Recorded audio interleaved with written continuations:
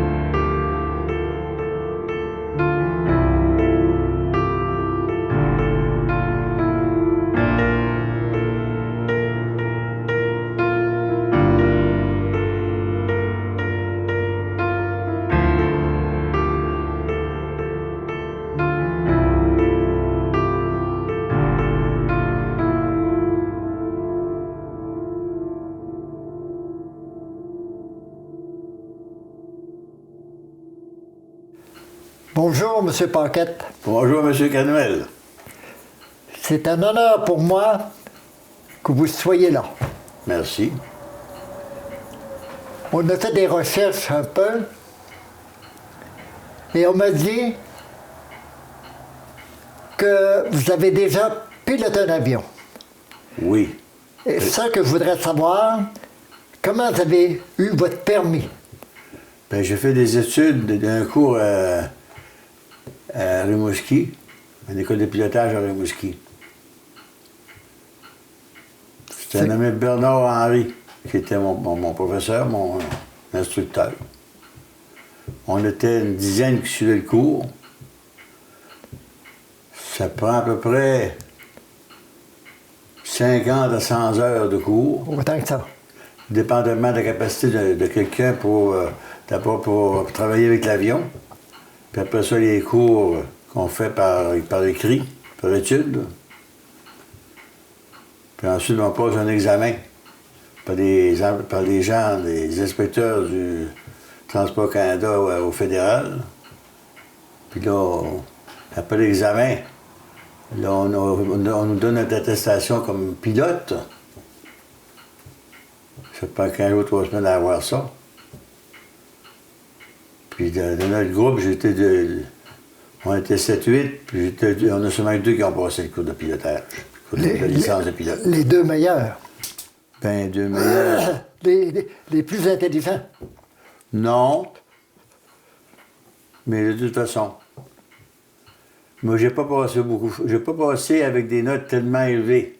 Un peu sur la barre. Faut dire ça. Je me souviens, j'arrive chez moi, puis je dis à ma femme, tu sais Antoinette, ma femme s'appelle Antoinette. Je sais pas, à ce temps-là, je dis des fois pour rire, nous autres, dans le temps des mariages, c'était organisé, c'est Antoine et Antoinette. Puis je dis à ma femme, tu sais, là, je ne sais pas si ça va passer parce que c'est juste, ça n'a pas été facile. Mais je voyais les jeunes, puis des fils de marchands, des fils de riches qui ont suivi ces cours-là, puis il y avait même des promesses, si ça marchait, il y aurait un avion, ces choses-là. Puis ils n'ont pas passé. Ça fait que là, je me suis passé. Et après, vous avez acheté un avion. Bien, avant ça, moi, je faisais partie du pilotage à Rimouski. On avait un aéroclub à Rimouski, puis je faisais partie de ça, oui. Puis c'est avec ces années-là que j'ai suivi mon cours. Puis après, j'ai développé l'aéroport à Impel. Puis j'ai parti dans l'aéroclub de la Vallée, à Cause-Obscale. J'étais parti à Cause-Obscale à Aérosport. À Cause-Obscale à Aérosport. Mais j'ai parti à l'aéroclub de la Vallée incorporé parce que j'avais des gens d'Amqui qui étaient intéressés. Puis je voulais pas. Il faut que je fasse une entente un peu pour que ça marche. Parce que j'ai des gens qui ont suivi. J'ai eu comme un cours de. On a donné des cours à Cause-Obscale. le docteur Soucy, le François. Joe Lefrançois? Oui. Puis le pharmacien Lahaye, je pense. Oui, oui. C'était de mes élèves qui ont suivi des cours à Cour-d'Obscure, ça. Vous donnez des cours? Non, j'avais un professeur pour les cours parce que j'avais pas ce titre-là qui était capable de donner des cours. OK. Dans Valais, vous étiez combien à avoir des avions? Ben, il y avait moi qui en avais un, parce que Lahaye en a eu un, puis le François aussi. OK. Le François, parce qu'il avait pris ça avec Ruet, là. Ghislain. Oui. On s'est amusés. Bon, là, si vous me permettez, on va sortir votre avion du garage. Je vais embarquer avec vous, monter avec vous. Je vais être votre copilote pour quelques heures. On va faire le tour de vos terres. Ça peut prendre du temps, ça. Parce que vous en avez plusieurs. Ah, c'est vite fait. Et on va regarder ce qui se passe dans la vallée. Nous sommes partis.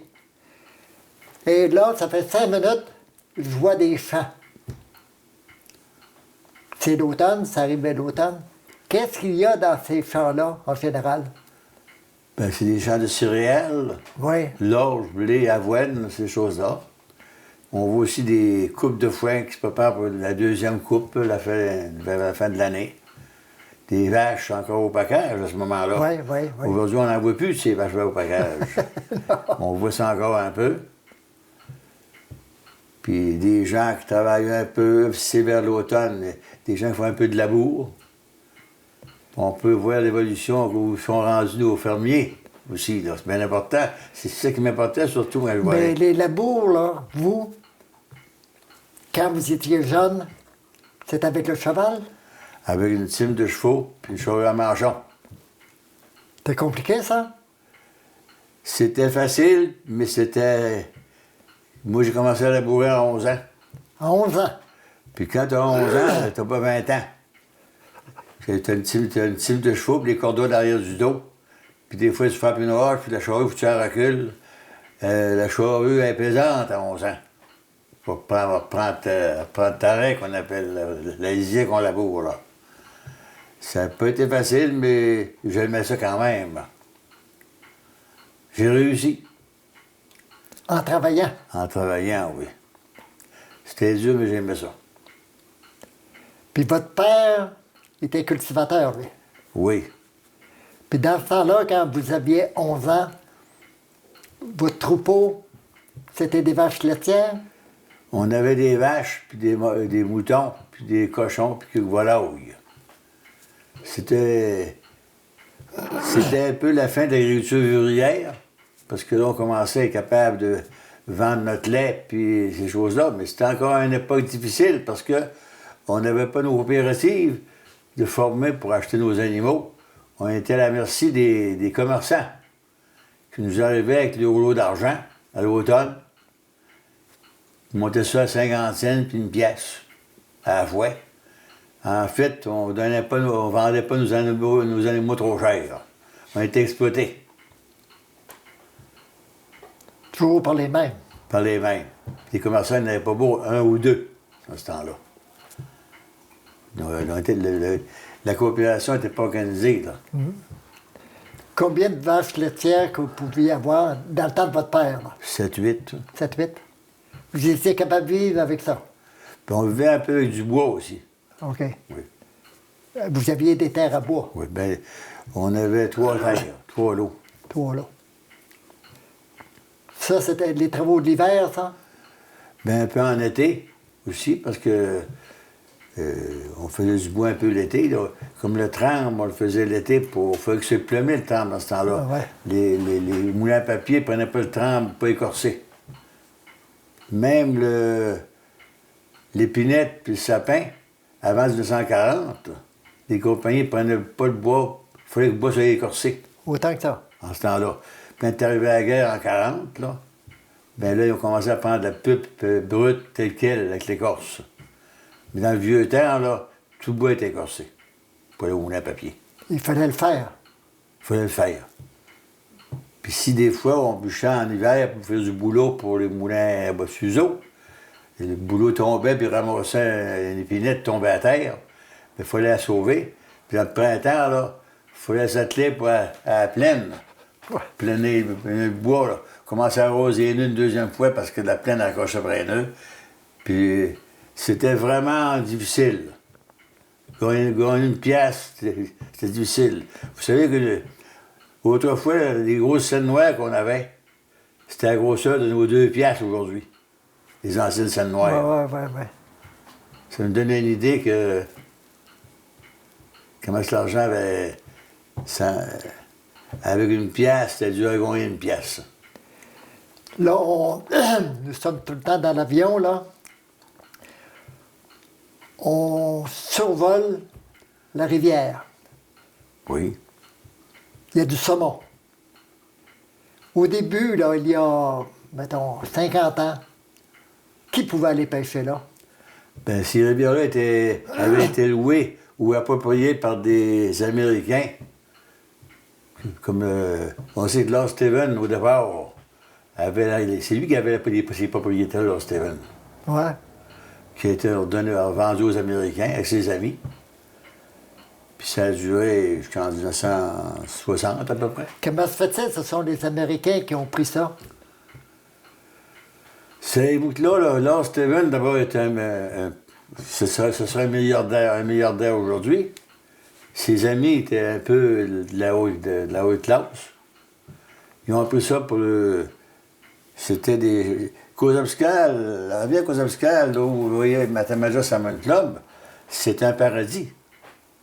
Puis même le lac 8000, Caso, c'était encore aux Américains. Mais la rivière Kozamskal, à la longueur, qui prenait sa source au lac Caso, le lac Kozamskal, Ouais, en fait, ouais. c'était aux Américains. Aux Américains. Ouais. Là, au moins, c'est ouvert. C'est ouvert, mais il n'y a plus de poissons. Il n'y a plus de poissons. Presque plus rien. Pourquoi? Mais vous savez, les meilleurs gardiens d'une propriété, c'est les propriétaires eux-mêmes. On peut parler un peu des Américains, ces choses-là, mais quand on a une propriété, on essaie de les conserver. Quand on met ça ouvert, tout le monde, il y en a qui vont un peu loin.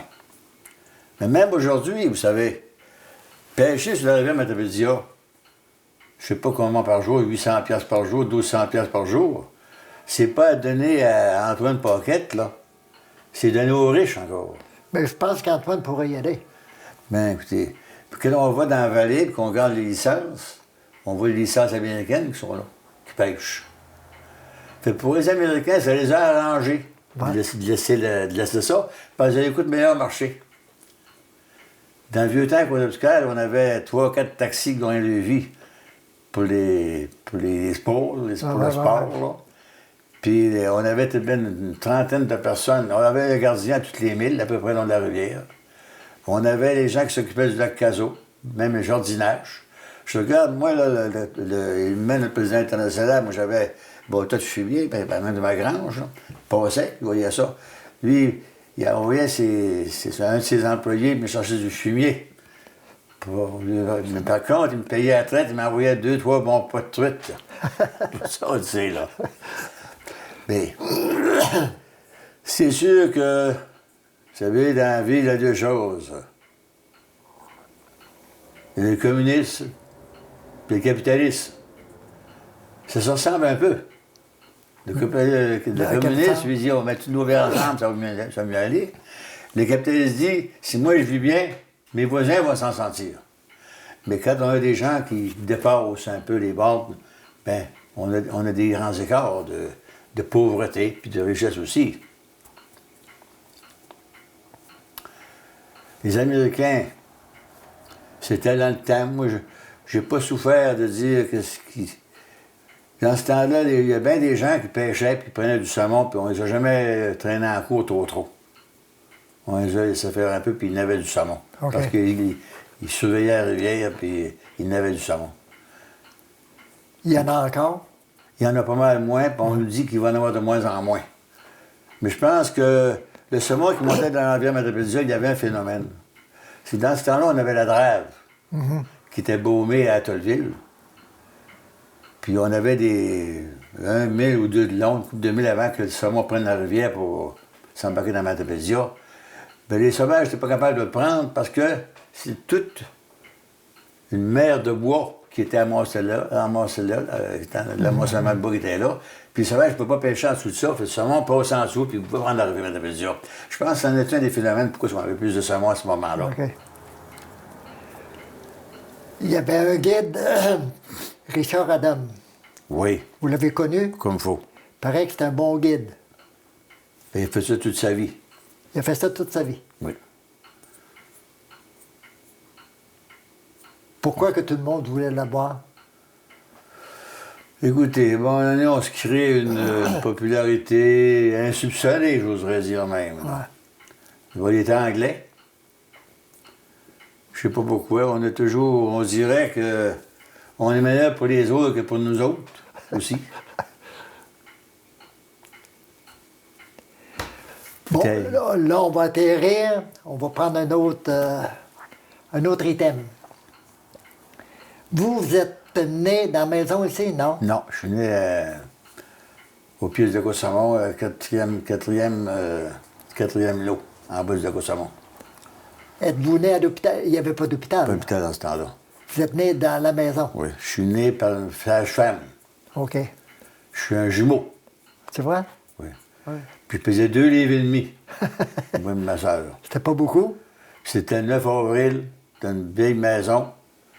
Puis j'ai passé une couple de mois là, sur le panneau du poêle. Il n'y avait pas d'incubateur. Quand tu pèses 2 livres et demi, t'es délicat. Il voulait vous faire griller. Ben, c'est ça, la bonne source de chaleur qu'il y avait, c'est le panneau du poêle. Entre la vie et la mort. Vous étiez combien dans votre famille? Mon père s'est marié 3 fois. 3 fois. Et il y en a eu, la première famille, il y en a eu 8, mais dans ce temps-là, il fallait en avoir 8 pour en réchapper 4. Il y avait toutes sortes de maladies dans ce temps-là qui passaient. Fait que la deuxième famille, c'était la même chose. Fait que la troisième famille, bon, on est 3. Moi, ma soeur, puis mon frère Étienne. Ses épouses sont décédées. Décédés, oui. OK. Mon père s'est marié, lui, à Amqui, en 99. Il avait 25 ans. Il y avait son lot à Cause-Obscale en 1892-95. C'était un pionnier de Cause-Obscale. Oh. Le lot 35 en 1 Canton Lepage, c'est lui qui a eu le premier billet de location à son nom à Cause-Obscale à ce moment-là. Ça veut dire, aujourd'hui, je veux pas me dire plus qu'un autre, mais je suis le fils direct d'un des pionniers de Cause-Obscale. Oh. En direct. Tu vas voir plusieurs noms qu'on a cités en exemple, qui sont rendus à 4e, 5e génération.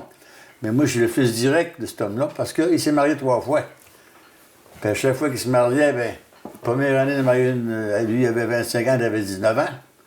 Après ça, il a baissé de 10 ans. Puis la 3e fois, il était encore pas mal plus loin, là. Fait que quand j'ai connu mon père, c'était mon grand-père. Autant que ça. Puis quand il était rendu à 60 ans. C'est plus ton père. Alors, je suis content d'être là. Je nomme mon père et ma mère, écoutez, là. Mais quand tu regardes ça, c'est logique là, que mon père n'a pas pu me donner l'amour d'un père, mais d'un grand-père. Des fois, c'est mieux. Des fois, ça peut être mieux. Ouais, des fois, c'est mieux. En tout cas, je suis content de ce que j'ai vécu, puis j'ai gardé mes parents, puis... Avec votre relation avec vos demi-sœurs, vos demi-frères, il était assez bonne. assez bonne? Ben, j'ai pas connu tellement. Parce que vous savez ce qui arrive dans le changement de mariage, la loi de femme qui arrive, ben, ça commence à avoir des enfants. Puis les enfants de l'autre, ils n'ont pas le même amour que l'autre, probablement. Puis ça se répercute un peu. Puis ils s'en allent jeunes. Ils débarrassent jeunes de là. Mm-hmm. C'est ce qui arrive normalement, puis c'est ce qui est arrivé chez nous aussi. Ça veut dire que votre père, il n'avait pas peur d'avoir une grosse famille avec les 3 femmes, là. Ben, il n'avait pas peur, écoutez.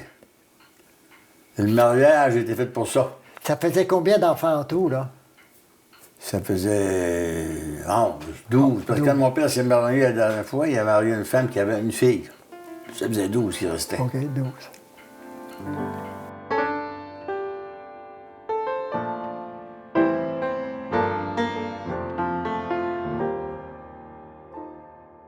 Monsieur Firmin, Oui, c'est un plaisir pour moi de vous recevoir. moi de même. Plaisir de vous rencontrer. Je suis sûr que votre père est fier de vous et Ben, je que pense vous, oui. Très vous fier de avez lui. deux raisons d'être plus fier de lui. Parce qu'il y a du vécu. Ouais. Cette entrevue, ça s'appelle l'héritage. Vous avez sûrement, je ne parle pas d'une façon pécuniaire, là. Vous avez hérité de votre père. Ouais. Pouvez-vous dire de quoi vous avez hérité? J'ai hérité de beaucoup de choses. Entre autres, mon père était, M. Desrosiers l'a dit tantôt, il était avant-gardiste. Tout ce qu'il faisait, il le faisait bien. Il le faisait toujours un échelon plus haut que les autres.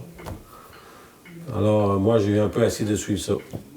Puis, je pense que on a développé des productions, on a développé des méthodes culturelles aussi. On était à l'avant-garde des autres. Si je peux compter une petite anecdote, Oui, en 97-98, j'ai acheté un semoir semi-direct. Puis là, à ce moment-là, tout le monde me disait « Ah, c'est la pire erreur de ta vie, tu vas faire faillite. » Même, je me rappelle qu'un de mes amis producteurs, à la fin des semences, est venu me porter une petite bière dans le tracteur parce que moi, je semais un petit peu plus tard, parce que j'attendais que les sols soient plus secs, parce que quand on commence à faire du semi-direct, il faut faire attention à nos sols. Puis là, il m'emmène une petite bière en me disant « Hey, c'est pas drôle, hein, t'es tard, puis je sais pas ce qui va arriver. » Puis personne ne croyait à ça là, dans la vallée de la Matapédia, là, 22-23 ans. Mais aujourd'hui, je peux vous dire que pratiquement tous les producteurs de céréales ont tout un semoir semi-direct. Ça, c'est un exemple là, parmi tant d'autres. Aussi, les rotations qu'on a appliquées sur nos sols, ça, c'est l'amour de la terre de mon père aussi. C'est un très grand héritage aussi. Là, Ça veut dire que ton père a travaillé très fort. très fort, puis il aimait beaucoup ce qu'il faisait. Puis, dans son domaine, lui, il était en production laitière. M. Desrosiers l'a dit tantôt, il n'a pas été chanceux. Mais je peux vous dire que le troupeau laitier qu'il avait, puis les performances qu'il avait, puis la façon de travailler, il était énorme. Il était 25 ans avant son temps, là. En fin des années 70, il y avait le groupe électrogène, il y avait le silo autour dans l'étable, il faisait du lait nature, il y avait un troupeau archi 100% enregistré. Il avait été chercher des vaches dans l'État de New York, en Ontario, partout, pour avoir les meilleures vaches possibles. Il fallait le faire. Au recul de 55 ans, là. Oui. Tu sais, il commençait à aller aux États-Unis chercher des vaches, puis en Ontario, pour avoir les meilleurs sujets possibles. Là. Pas tout le monde qui faisait ça. Là. Malheureusement, il y a eu une bad luck en 1975. La ferme laitière, qui était pratiquement nette bâtie, avait 12-13 ans, à passer au feu. Tout perdu, pas beaucoup d'assurance. Ça a été dur.